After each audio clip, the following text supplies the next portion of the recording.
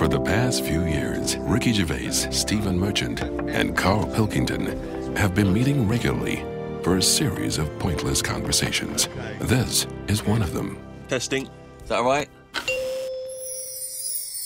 Hello and welcome to the Ricky Gervais Show with me, Ricky Gervais, Stephen Merchant. Hello. And the little round-headed buffoon that is Karl Pilkington.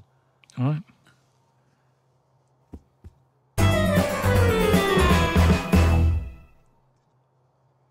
Questions for Karl, just to sort of try and tap into his brain, see what's going on there. Yeah. The questionnaire that is often featured at the end of the TV programme Inside the Actor's Studio. If heaven exists, what would you like to hear God say when you arrive at the pearly gates? Is that how it works? Oh. No, What do you mean? What's the question? Well, I don't know. You hear so many other things that you have to go through other gates. I can't imagine him being on the door, is what I'm saying. If he owns a place, what's he doing there? He could put anyone on it. It's St. Peter, isn't it, who's normally minding the gates, famously. Right, so it's him asking me. OK, well, let's say it's St. Peter. No. You go through the gate. Peter goes, oh, you're expected.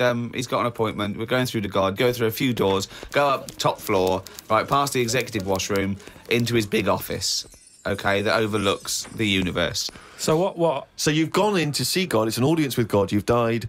You've gone to heaven. And what would you like God to say to you at that point? Probably just say, you've done well and that in your life. You never did anybody any harm. So, welcome to heaven. Any problems, give us a shout. Here's a little layout of like a little map. It's kind of like... I love this. This is a great answer. And my favourite one is you never did anyone any harm. That's great. That's a brilliant thing for God to say. Yeah. So hang on, he's giving you a little map. So he's giving you a little map of the area. It's and big. he'll sort of say, this is where you go for this is where you go for that. I'd probably ask him about the ghost situation. I'd say, am I now a ghost then? Or is this just like another planet that I've come onto? Right. I don't know if he'd answer that. I don't know if he'd be sort of a bit... Bit cagey. Yeah, a little bit like, well, I don't want to panic you and stuff. I'd say, right, is it right that I can see past family and that? Because to be honest, I'd probably prefer to stay away.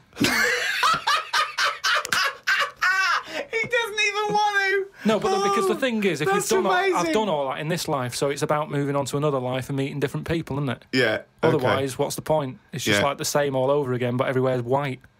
I mean, I don't know if it is like this. Do you think God would like this podcast? Well, I suppose it just kills half an hour, doesn't it? Well, yeah, but time's not a problem for him, is it? Yeah, it is, because he lives for ages, so he needs loads of filler. I bet he's, doing stuff that is just like, I'm not really into this, but it's something to do, isn't it? Sudoku and stuff. But I think there'll be just as many problems up there as there is here, because at least people are leaving here, whereas up there, that's the thing that I'd be worried about the most, actually, that it's really crowded. Because it's years and years of dead people, isn't it? London does me head in. Up there, it's going to be well busier than that. What about teenagers, and do you feel that life was better in, say, the 1950s? I don't know, I wasn't around. So but you understand what it was like in those days? You've seen happy days? I don't know, people always say, don't they? Old people always say, it's a better life in the 50s. And it's like, yeah, it was for them. Of course it was for them. They're old now. Being old isn't great, is it?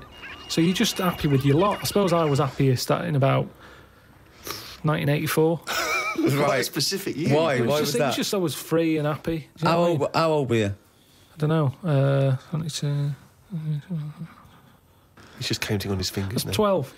Right, okay. And it was just good. So the happiest days of your life were between the age of 12 and 13? Yeah, it was good. I had the world ahead of me. Little did you know your hair was going to fall out and you were going to whinge every minute of the day. I had my bike. I like messing about my bike. You had your mates. I had a pet magpie. So you were probably the teenager that you eventually hate? Probably. Were you a good lad, law-abiding? I wasn't bad. I just sort of, just potted about. I mean, when people talk about what was on the telly back then, I don't have that much memory of it because I was always out. I was always playing out. What were you doing when you were out? Just playing about, just like on a bike just riding in a circle endlessly through blizzards, I loved it. Rain, sleet, hail. I never seemed to be in. I was always... When everyone always goes, where were you when Band-Aid was happening? I was always out on my bike. And everything was like you and McGregor? A memory's always sort of like coming in for some orange and looking at the telly and seeing Princess Diana's getting married, and my mum says, have you seen this? And I'm going, oh, I'm going out on my bike. I was always doing that. The only time I was in the house... This is why you don't know anything, because you never stopped. Yeah, but this is what being a kid's about. But That's all what I the mean, being information free. you have, Karl, is as though you've gleaned it as you raced by on a bike. It's almost like, every piece of information you have. Your hair blowing in the wind. Karl, your hair will blow out one day. Oh, don't talk stupid, ma'am. Was easy. So, yeah, 12 to 13 was good. But you see... And it was all downhill from then, was it? 13, you're a teenager then, aren't you? Life got tough. Yeah. How did it get tough? Just straight away when I was 13, my mum was like, oh, it's your 13th birthday, you're a teenager now. Right. And she gave us a quid to go and get a cake to celebrate it. Went to the supermarket, got a cake, and I just thought, I don't like the look of this. Don't like the look of the way the future is here. On his 13th birthday. Well, you were buying a cake. What did you see at the supermarket? It was kind of like, I don't know, I suddenly felt grown up. And I didn't like it. But I think you were always about 58, really, with your outlook. Well, yeah, my mum always said I was old. She said I was an old baby. She said I could frown before I could walk. So they always had a bit of a worry look on my face. Didn't say much, just always listened. My eyes moved about more than I did. Just sat there looking around, looking stressed.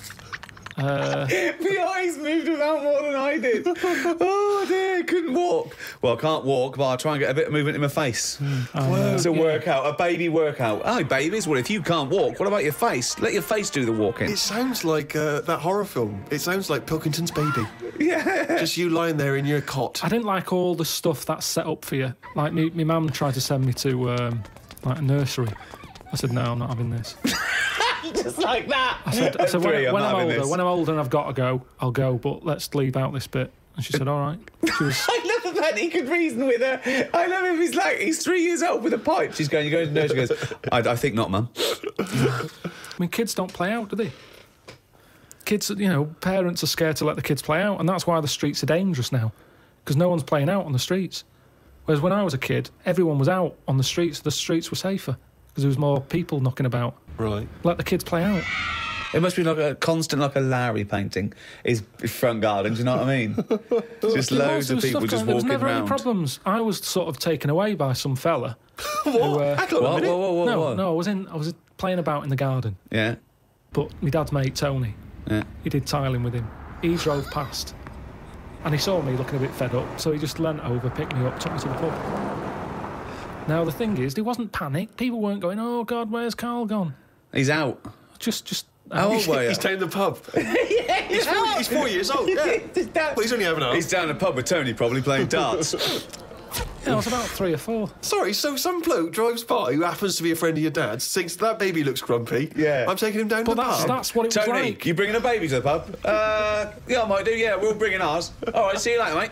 Well, that's what I'm saying. Whereas now they go, the baby's gone. There's a big full-on panic going on. Yeah, but I think it says more about your parents that they didn't do that. They looked out in the back car and you were gone. Some bloke's driving off in a van. They're just going, oh, well. They rode down the pub. Doesn't Princess Diana look lovely? This is absurd. So what happened when you got down the pub?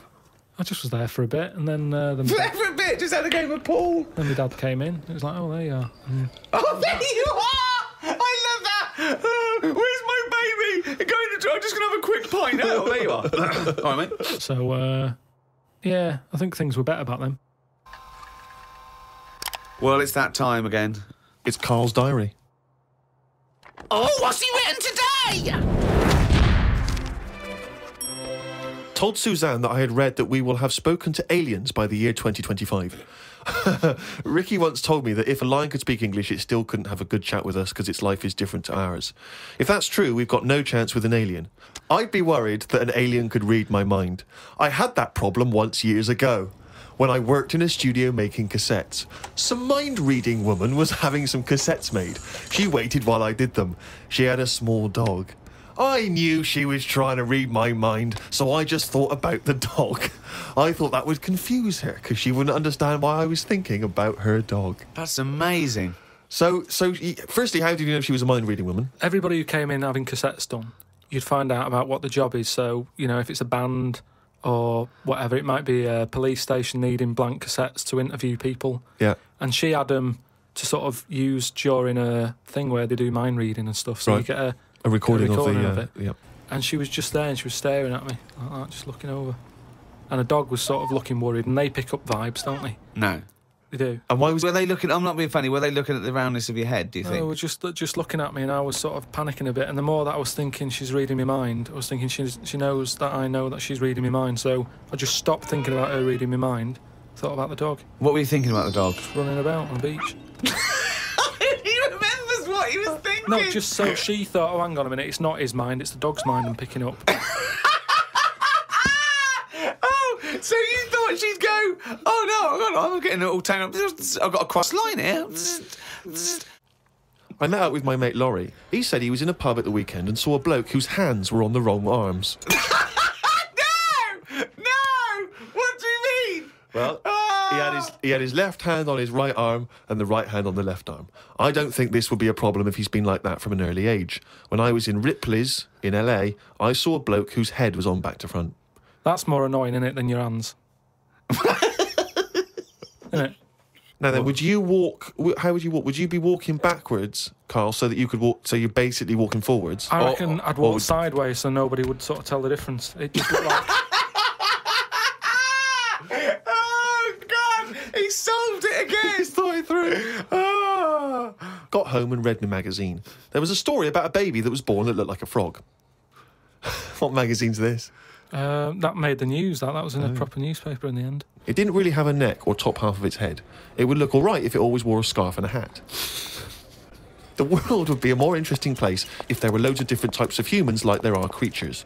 Then some people would be good at certain jobs. Spider people, ant people, builders, cockroach people, dustbin men. Good idea, isn't it?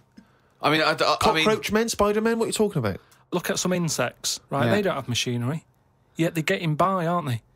They have their lives like we do. They get up, they wander about, they collect food, they tidy up, they fix stuff, they make their own house. We can't do any of that. So what I'm saying is, why aren't we using them? Why are these cockroaches with all these powers and stuff Powers? going about? It's all these powers. But how could we use them? How could we harness I just them? told you, dustbin men. Or whatever that No, was. you said that if they were also men, if they were cockroach men, we could use them. You've left a big bit out, but when that 1-inch cockroach becomes a 6-foot bloke wearing a jacket. It's just that we always use insects for like a bit of fun. You see flea circuses and all that, which is all very well, but I don't think it's getting the most out of them.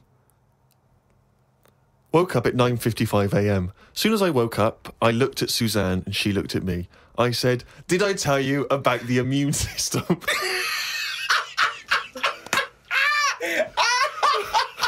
Suzanne started laughing. I said, "It's amazing." She said, "Not now." Oh, God!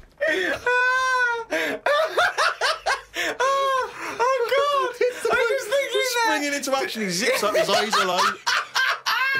Did I tell you about the immune system? Oh, shut up, Karl. Put the kettle on. Oh, God! Oh, fucking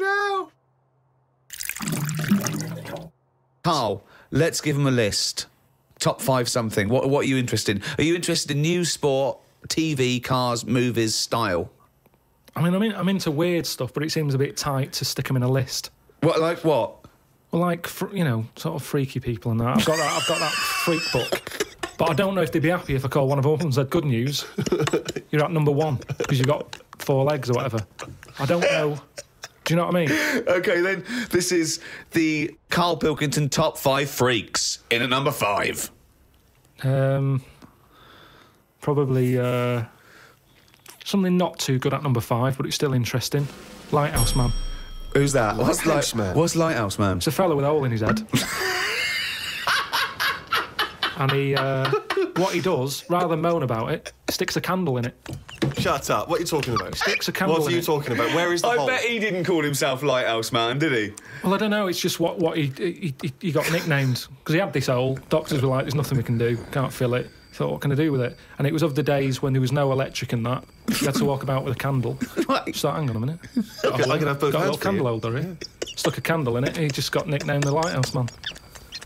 So again, it's not that amazing, but I like the way he was sort of energy efficient. So was it in his forehead? No, on the very top of his head. That's perfect. You don't want it in the forehead, Steve. You'd have to walk back with That'd your be neck ridiculous. cricked. So he was like a kind of human jack-o'-lantern. He's a Lighthouse Man. What, Steve, what Sorry, mate. Yeah, I better forgot description about do you that. need than the Lighthouse Man? So yeah, he's probably at number 5. Wow, that's at number 5, Steve. Number 4.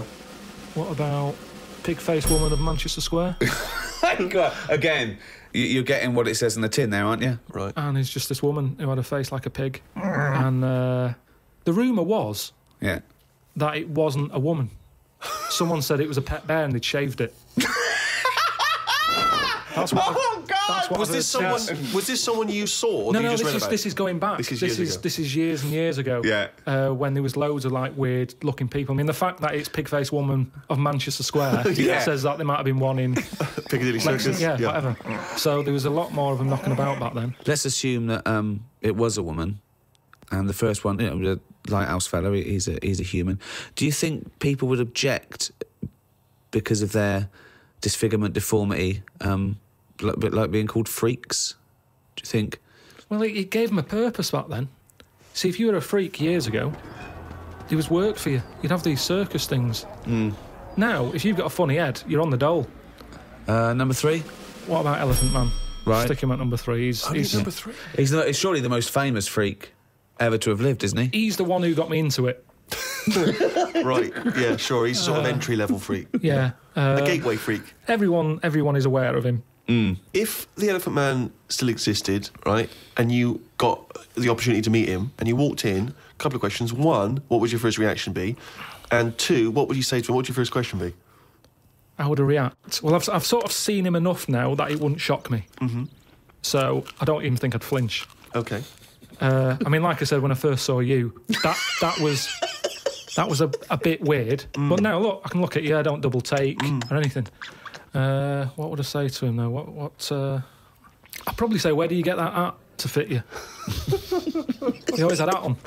Where do you get that from? That sort of flat cap that he's got. Yeah, that one, didn't he? So, yeah, I'd have him. So he's at number 3. Right. Elephant Man number 3. I can't wait for 2 and 1. Right, okay, number 2. I know what my number 1 is. It's just number 2 now. I don't know his name, but there's a fella knocking about. Well, I don't think he's around anymore. But he had like a normal body. Looking at him, you'd go, "What's up with him? He's not a freak." Takes his undies off. Got 2 knobs. Right. Wow. Okay. Oh, he doesn't know where to start.